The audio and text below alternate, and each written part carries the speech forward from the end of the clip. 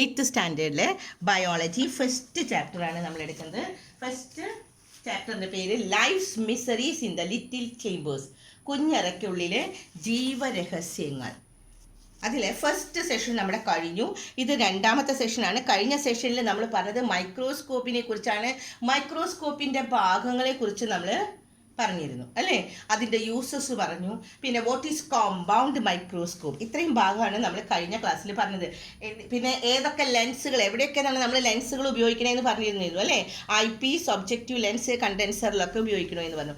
അടുത്ത ടോപ്പിക്ക് നമ്മൾ ഇന്ന് എടുക്കുന്നത് ഇതാണ്, arrangement of light in the microscope.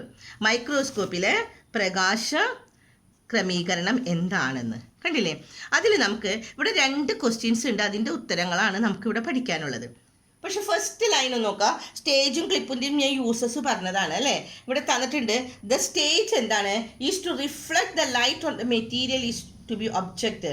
സ്റ്റേജിലാണ് നമ്മൾ എന്ത് ചെയ്യുന്നത്, ഫിക്സ് ചെയ്യുന്നത്. നേരത്തെ പറഞ്ഞൊന്നല്ലേ, ആ സ്റ്റേജിലാണ് നമ്മൾ എന്ത് ഫിക്സ് ചെയ്യുന്നത്, സാധനം വെക്കുന്നത്. ഒബ്സർവ് ചെയ്യുന്ന, നിരീക്ഷിക്കേണ്ട വസ്തു നമ്മൾ വെക്കുന്നത് എവിടെയാണെന്ന്. നമുക്ക് നിരീക്ഷണ വസ്തുവിലേക്ക് പ്രകാശം പ്രതിഫലിപ്പിക്കുന്നത് ഈ സ്റ്റേജിൽ വെച്ചിട്ടാണ് എന്ന്. അത് പഠിക്കാനല്ല, മനസ്സിലാക്കാനാണ്. ഇവിടുന്ന് തുടങ്ങിയാണ് നിങ്ങൾക്ക് പഠിക്കാനുള്ളത്. എ പ്ലെയിൻ മിറർ, കണ്ടോ, ഇത് പഠിക്കണം കേട്ടോ.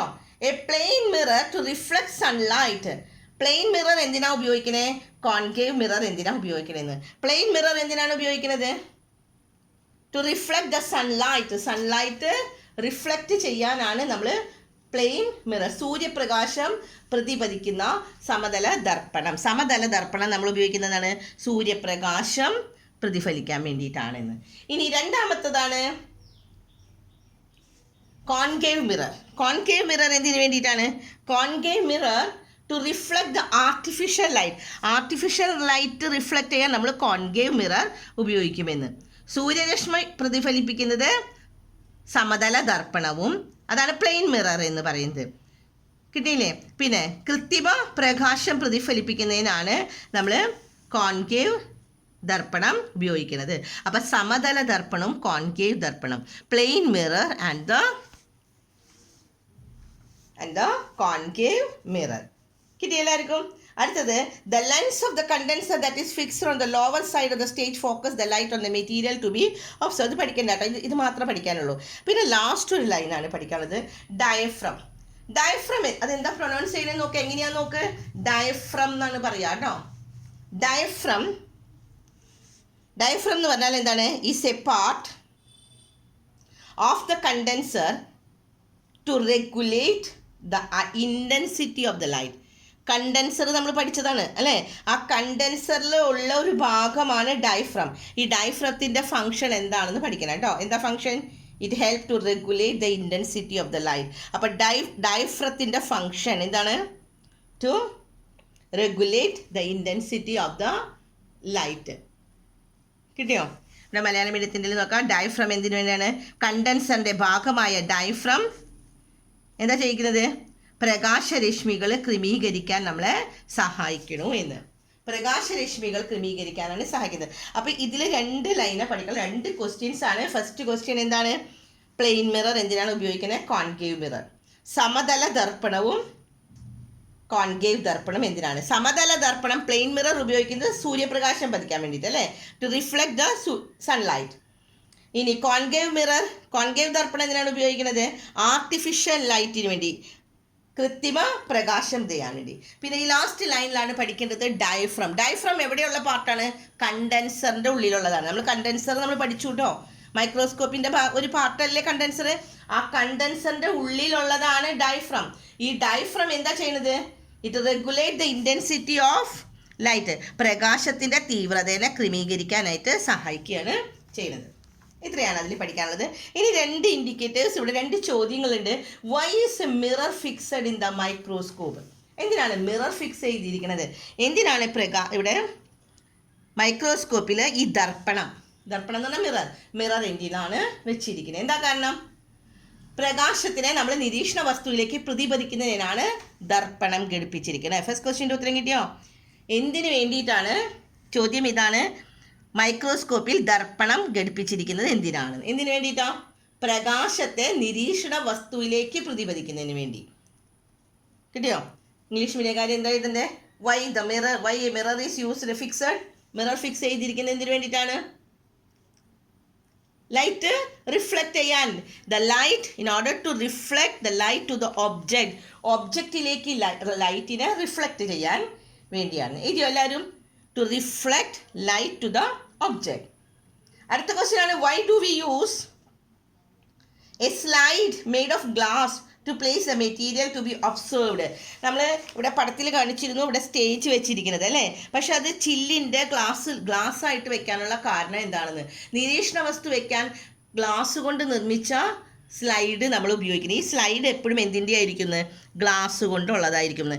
എന്തുകൊണ്ടാണ് അങ്ങനെ ഗ്ലാസിൻ്റെ വെക്കണേന്ന്? എന്താ കാരണം ഗ്ലാസ് വെക്കാനുള്ള കാരണം?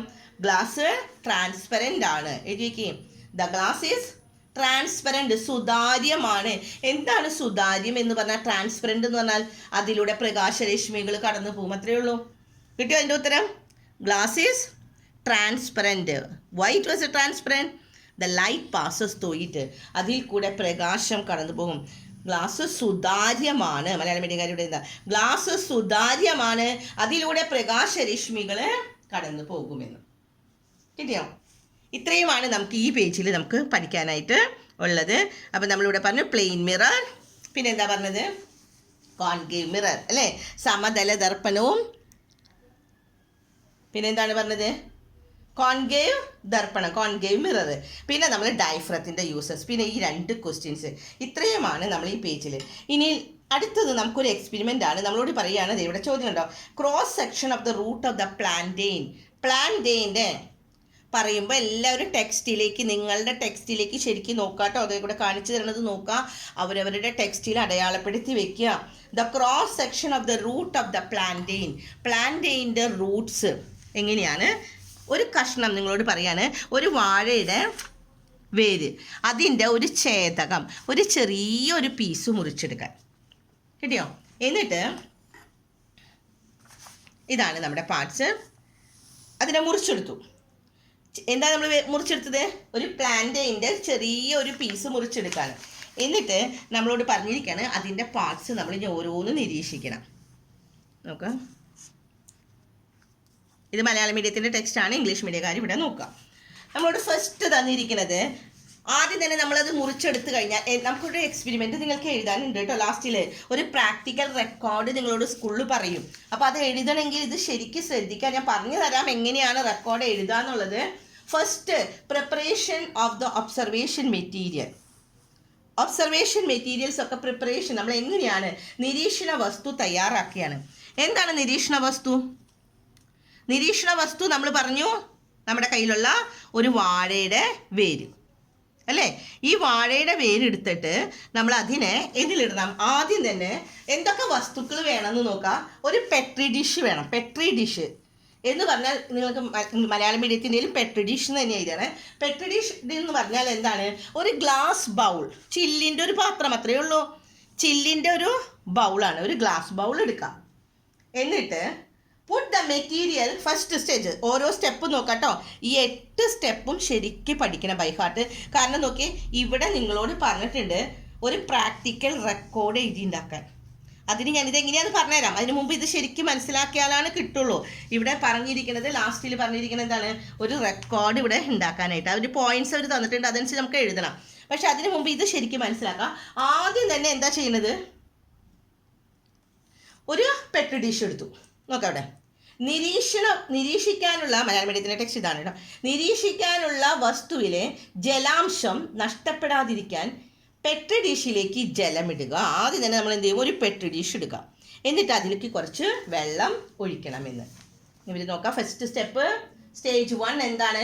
Puttu the material to be observed. ഇങ്ങനെ ആ മെറ്റീരിയൽ നമ്മൾ അങ്ങോട്ട് ഇടണം. To be observed in the petri dish. Petri ഡിഷിൻ്റെ ഉള്ളിൽ ഈ സാധനം വെക്കണം. ഏതാണ് നമ്മുടെ ഇവിടുത്തെ വാഴയുടെ വേര്? The root of a plantain അല്ലേ? ഒരു പ്ലാന്റെയിൻ്റെ ഒരു റൂട്ട് അങ്ങനെ തന്നെ വെക്കാനല്ല പറഞ്ഞത് കേട്ടോ. അതിൻ്റെ കുറുകെയുള്ള ചെറിയൊരു സെഷനാണ് അതുകൂടെ പറയേണ്ട അടുത്ത സ്റ്റെപ്പ്. അത് ഇതിലേക്ക് വെക്കാം. എന്നിട്ട് അതിൽ കുറച്ച് വെള്ളം ഒഴിച്ച് വെക്കാൻ. എന്തിനു വേണ്ടിയിട്ടാണ്? To prevent dehydration. എന്താ ഡീഹൈഡ്രേഷൻ? ഡീഹൈഡ്രേറ്റ് ചെയ്യാന്ന് വെച്ചാൽ വെള്ളം വറ്റിപ്പോയി ഉണങ്ങി പോകാതിരിക്കാൻ. അപ്പം ഈ വാഴയുടെ വേര് നമ്മൾ മുറിച്ച് കുറച്ച് നേരം ഇങ്ങനെ പുറത്ത് വെച്ചാൽ അതിൻ്റെ വെള്ളമൊക്കെ വറ്റിയത് ഉണങ്ങിയ പോലെയാവും. അങ്ങനെ ഉണങ്ങാതിരിക്കാൻ ഈ പാത്രത്തിൽ ഗ്ലാസ് ബൗളിൽ, ഗ്ലാസിൻ്റെ ബൗളാണ് കേട്ടോ, ഒരു ഗ്ലാസിൻ്റെ ചില്ലിൻ്റെ ഒരു പാത്രം എടുത്തിട്ട് അതിൽ കുറച്ച് വെള്ളം ഒഴിച്ച് വെക്കാം. രണ്ടാമത്തെ step, take the thin cross section. വലിയൊരു കഷ്ണം വേര് അങ്ങനെ തന്നെ വെക്കരുത്. ഒരു തിന്നായിട്ടുള്ള cross section of the material to be observed. എന്താ പറഞ്ഞിരിക്കുന്നത്? നിരീക്ഷിക്കാനുള്ള വസ്തുവിൻ്റെ കുറുകെയുള്ള നേർത്ത വെച്ചാൽ തിന്നായിട്ടുള്ള കട്ടി കുറഞ്ഞ ഒരു ഛേദം നമ്മൾ എടുക്കണം. കിട്ടിയില്ല എല്ലാവർക്കും? അപ്പോൾ ആദ്യത്തെ സ്റ്റെപ്പ്, നമ്മളൊരു പാത്രം എടുത്തു, അതിൽ കുറച്ച് വെള്ളം ഒഴിച്ചു അല്ലേ, എന്നിട്ട് ആ തണ്ട് ഇടുകയാണ്, ആ റൂട്ടിൻ്റെ കഷ്ണം ഇട്ടു. ആ കഷ്ണം എടുക്കുന്നത് എങ്ങനത്തെ ആയിരിക്കണം? തിൻ ക്രോസ് സെക്ഷൻ, ഒരു ചെറിയ കട്ടി കുറഞ്ഞ നേർന്ന കുറുകെയുള്ളൊരു ഭാഗമാണ് എടുത്തത്. അത് കഴിഞ്ഞ ശേഷം മൂന്നാമത്തെ സ്റ്റെപ്പ് എന്താ പറയുന്നത്? വിത്ത് എ ബ്രഷ്, ഒരു ബ്രഷ് ഉപയോഗിച്ചിട്ട് shift the section two the watch glass containing the water. നമ്മൾ വെള്ളം ഒഴിച്ച് വെച്ചിട്ടില്ലേ, ആ വെള്ളത്തിലേക്ക് പതുക്കെ അതിനെ നീക്കി ഇങ്ങനെ ഇടാൻ. കുറച്ച് വെള്ളം ഒഴിച്ചിട്ടുള്ളൂ കേട്ടോ, പാത്രം നിറച്ച് വെള്ളമല്ല, ഒരിത്തിരി വെള്ളം ഒഴിക്കുക. എന്നിട്ട് ആ വെള്ളത്തിലേക്ക് നമ്മൾ കൈകൊണ്ട് തട്ടിയിടാൻ പറ്റില്ല, കാരണം ചെറിയൊരു പീസാണ്. ആ ചെറിയൊരു പീസ് എന്ന് പറഞ്ഞാൽ നമുക്ക് ശരിക്കും കാണാൻ പറ്റാത്ത അത്ര ചെറുത്, അങ്ങനത്തെ ഒരു ചെറിയ കഷ്ണമാണ്. അതിനെ നമ്മൾ എന്താ ചെയ്യുന്നത്? ഒരു ബ്രഷ് ഉപയോഗിച്ച് തട്ടി ആ വെള്ളത്തിലേക്ക് ആക്കി വെക്കണം. കിട്ടിയോ? മൂന്നാമത്തത് എന്നാ, ഛേദങ്ങൾ ബ്രഷ് ഉപയോഗിച്ച് ഈ വാച്ച് ഗ്ലാസ്സിലെ ജലത്തിലേക്ക്, വാച്ച് ഗ്ലാസിൻ്റെ ഉള്ളിൽ നമ്മൾ എന്താണ്, ഈ പെട്ടി ഡിഷിൻ്റെ ഉള്ളിൽ നമ്മൾ എന്തുണ്ട് വെച്ചിട്ടുണ്ട്? വെള്ളം ഒഴിച്ചിട്ടുണ്ട്. ആ വെള്ളത്തിലേക്ക് തട്ടി ഇങ്ങനെ നീക്കി വെക്കാം. ആൻഡ് ദെൻ ഫോർത്ത് വൺ എന്താ പറയുന്നത്? ഏറ്റവും കട്ടി കുറഞ്ഞതും പൂർണ്ണമായതുമായ ഛേദങ്ങളെ മറ്റൊരു വാച്ച് ഗ്ലാസ്സിലെടുത്ത് സ്റ്റെയിനിൽ ഇടുക. എന്നിട്ട് അതിൻ്റെ വേറൊരു വാച്ച് ഗ്ലാസ്സിലെടുത്തിട്ട് നമ്മൾ എന്ത് ചെയ്യണം? സ്റ്റെയിൻ എന്ന് പറഞ്ഞാൽ ഇവിടെ എന്തിനാണെന്നറിയോ? കളറുള്ളൊരു ഇത്, കളർ സബ്സ്റ്റൻസ് എന്തെങ്കിലും. Put the thinnest and the complete section to a watch glass containing the stain. എങ്ങനെ ഉണ്ടായിരിക്കണം? ഇതുപോലത്തെ ഒരു പെട്ടഡീഷ് തന്നെയാണ്, പക്ഷെ വേറൊരു പാത്രം എടുക്കണം. എന്തിനുള്ളതാണ്? എന്തിനുള്ള പാത്രമാണ്? കളറുള്ളത്. സ്റ്റെയിൻ എന്ന് പറഞ്ഞാൽ എന്താ? ഒരു കളറിങ് ഏജൻറ്റ്. കാരണം പ്ലെയിൻ കളറായി കഴിഞ്ഞാൽ വാഴയുടെ വേരിൻ്റെ കളർ എന്ന് പറഞ്ഞാൽ നമുക്കത് ശരിക്കും കാണാൻ ബുദ്ധിമുട്ടാണ് അല്ലേ? വൈറ്റ് കളറല്ലേ? അപ്പോൾ അതിനൊരു കളർ കൊടുത്താൽ അതിന് ശരിക്കും നമുക്ക് അതിൻ്റെ ഭാഗങ്ങൾ അറിയില്ലേ? അതുകൊണ്ട് അതിന് നമ്മൾ എന്ത് ചെയ്യണം? ഒരു കളറിങ് സബ്സ്റ്റൻസിനെ, കളറിങ് ഏജൻറ്റ്, അതാണ് സ്റ്റെയിൻ. ആ സ്റ്റെയിനിൽ ഇടണമെന്ന്. കിട്ടിയോ? ഇനി അടുത്തത് ഫിഫ്ത്ത് സെഷൻ എന്താ പറഞ്ഞിരിക്കുന്നത്? Stage 5 add 1 or 2 drops of glycerine to the slide. എന്നിട്ട് ഈ സ്ലൈഡിൻ്റെ ഉള്ളിൽ എന്ത് ചെയ്യണം? സ്ലൈഡിൽ വെച്ച് കഴിഞ്ഞ് കഴിഞ്ഞാൽ കുറച്ച് ഗ്ലിസറിൻ, എത്രയാണ്? 1 or 2. നമ്മൾ വേറൊരു സ്ലൈഡ് എടുക്കാം. സ്ലൈഡും ക്ലിപ്പൊക്കെ നമ്മൾ ഇതിൽ മൈക്രോസ്കോപ്പിലേക്ക് വെക്കണ്ടേ? അപ്പോൾ മൈക്രോസ്കോപ്പിലേക്ക് വെക്കുന്നതിന് മുമ്പ് ഈ സ്ലൈഡിൽ നമ്മൾ എന്ത് ചെയ്യണം? 1-2 തുള്ളി ഗ്ലിസറിൻ ഒഴിക്കണം. ഇനി ഗ്ലിസറിൻ്റെ യൂസ്, ഇത് ഓരോന്നും ക്വസ്റ്റ്യൻ വരും കേട്ടോ. എന്തിനാണ് ഗ്ലിസറിൻ ഒഴിക്കണേന്ന്? എന്തിനാണ് ഗ്ലിസറിൻ ഒഴിക്കുന്നത്? To prevent drying up of material. ഈ മെറ്റീരിയൽ ഉണങ്ങി പോകാതിരിക്കാൻ വേണ്ടിയിട്ടെന്ന്. ഇവിടെ നോക്കാം, മലയാളം വേണ്ടിക്കാർ. നിരീക്ഷണ വസ്തുവിലേക്ക് ഉണങ്ങിപ്പോകാതിരിക്കാൻ 1-2 തുള്ളി ഗ്ലിസറിൻ സ്ലൈഡിൽ ഇടുക. അപ്പോൾ നമ്മളിവിടെ അടുത്ത സ്റ്റെപ്പാണ്, 5ാമത്തെ സ്റ്റെപ്പാണ്. ഈ സ്ലൈഡ് എടുക്കുക, സ്ലൈഡിൽ 2-3 തുള്ളി അല്ലെങ്കിൽ 1-2 തുള്ളി ഗ്ലിസറിൻ ഒഴിക്കുക. പക്ഷെ അവിടെ വേറൊരു ക്വസ്റ്റ്യൻ ഹൈഡ് ചെയ്യുന്നുണ്ട്. എന്തിനു വേണ്ടിയിട്ടാണ് ഗ്ലിസറിൻ ഒഴിക്കുന്നത്? എന്തിനു വേണ്ടിയിട്ടാണ് ഗ്ലിസറിൻ ഒഴിക്കണേ? ഈ നിരീക്ഷണ വസ്തു ഉണങ്ങി പോകാതിരിക്കാൻ വേണ്ടിയാണ്. ആൻഡ് ദെൻ ദ 6th സ്റ്റെപ്പാണ് stage 6. Wash the stained section. എന്നിട്ട് എന്ത് ചെയ്യണം? നമ്മൾ ഇവിടെ കളർ കൊടുത്തില്ലേ, നമ്മൾ കളർ ബുക്കില്ലേ, ഈ കളർ ചെയ്ത ഈ കഷ്ണം എടുത്തിട്ട് ക്ലീൻ വാട്ടറിലേക്ക് നമ്മൾ എടുത്തിടാം. വാഷ് ദ സ്റ്റെയിൻഡ്, നമ്മൾ കളർ കൊടുത്തതിന് ശേഷം അതൊരു നല്ല ശുദ്ധമായിട്ടുള്ള വെള്ളത്തിലേക്ക് ഇട്ടിട്ട് ആൻഡ് പ്ലേസ് ഇട്ട്, എന്നിട്ട് അത് എടുത്തിട്ട് ഈ ഗ്ലിസറിൻ നമ്മളിവിടെ ഇട്ട് വെച്ചിട്ടുള്ള ഈ സ്ലൈഡിൽ അതിലേക്ക് എടുത്ത് വെക്കാനായിട്ട്. നിറം പിടിച്ചിട്ടുണ്ടാവും, കാരണം നമ്മൾ സ്റ്റെയിനുള്ള കളറിങ് ഏജൻ്റ് ആയിട്ടുള്ള സ്റ്റെയിനിൽ ഇട്ടിരുന്നു. അപ്പോൾ അതിന് നിറം പിടിച്ചിട്ടുണ്ട്. ആ നിറം പിടിച്ച ഈ ഛേദത്തെ ശുദ്ധജലത്തിൽ കഴുകണം. ആദ്യം തന്നെ നമ്മൾ നല്ല വെള്ളം എടുത്തിട്ട് കഴുകുക, എന്നിട്ട് അത് ഈ സ്ലൈഡിലേക്ക് എടുത്ത് വെക്കുമ്പോൾ നമുക്ക് എന്ത് കാണാം? ഇതിങ്ങനെ വെറുതെ വെച്ചാൽ പോരാ, എന്നിട്ട് ഇതൊന്ന് അടച്ചു വെക്കണം. അടുത്ത സ്റ്റെപ്പ് നമ്മൾ അടച്ചു വെക്കുന്നതാണ്, 7ാമത്തെ സ്റ്റേജ്. എന്താ ഏഴാമത്തെ സ്റ്റേജ് ചെയ്യണേ? Place A cover glass over the material. ഇതിങ്ങനെ വെച്ച് കഴിഞ്ഞാൽ അതിൻ്റെ മുകളിൽ നമ്മളൊരു കവർ ഗ്ലാസ്, ഒരു ഗ്ലാസ് എടുത്തിട്ട് കവർ ചെയ്യണം. അത് എങ്ങനത്തെയാണ്?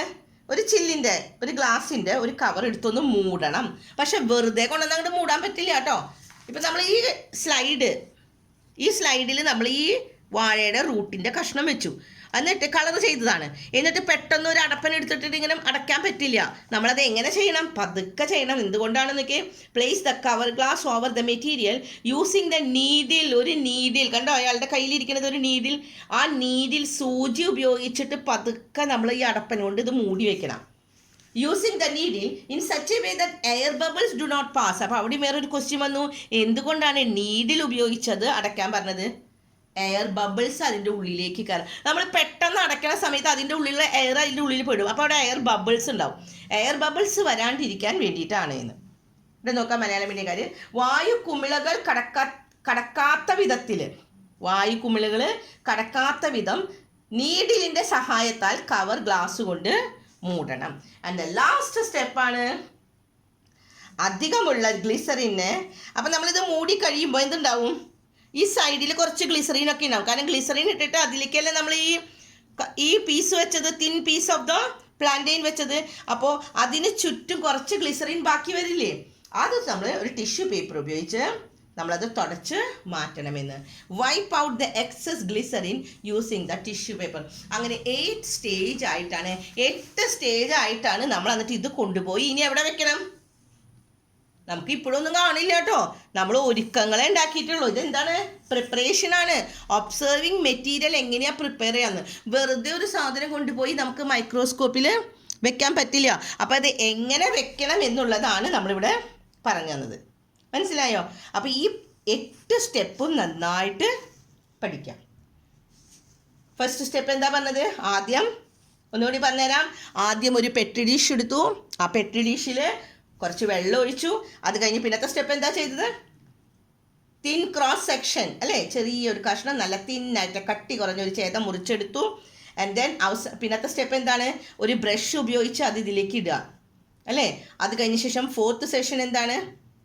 സ്റ്റെയിൻ, കളർ കൊടുക്കുക. കളറിങ് ഏജൻറ്റിലേക്ക് മഷി പോലെ ഒരു സ്റ്റെയിനിൽ ഒരു കളറിലേക്ക് അത് മുക്കി വയ്ക്കുക. എന്നിട്ട് അവിടെ നിന്ന് 5ാമത്തെ സ്റ്റെപ്പായപ്പോൾ ഒരു സ്ലൈഡിലേക്ക് എടുത്തു വെച്ചു.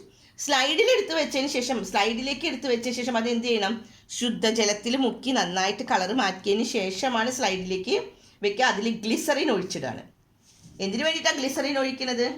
ആദ്യത്തിൽ ഗ്ലിസറിൻ ഒഴിച്ച ശേഷം ഇത് നല്ലവണ്ണം പച്ചവെള്ളത്തിൽ, ശുദ്ധജലത്തിൽ, പ്യുവർ വാട്ടറിൽ, ക്ലീൻ വാട്ടറിൽ കഴുകിയതിന് ശേഷം ഗ്ലിസറിനിലേക്ക് എടുത്തിടുക.